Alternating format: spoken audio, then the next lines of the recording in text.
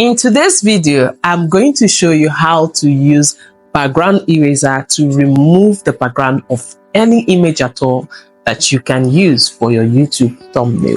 And this app is absolutely free, it's easy, it's stress-free, it's the best app. When you're starting out on YouTube, the last thing on your mind is to spend money while you have not started making money at all.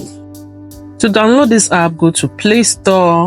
When you open up your Play Store, you search for background eraser. I have already downloaded my own background eraser, so when it opens up, you're going to see open. This is the background eraser that is open. Create, then you go for quick, and then that's it. And then you can use eraser to clean up whatever you don't like in the picture. Use that search bar right there, as you can see, to like clean it really well, to see it very well and clean, and then you press save.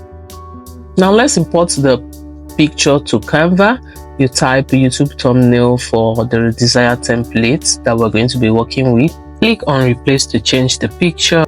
After you're done changing the picture, and then you can flip it as much as you want to suit your design. Once you're done flipping it, you can now change the text to suit whatever video you're trying to create. Keep trying different methods until you get that particular text that works perfectly okay for you.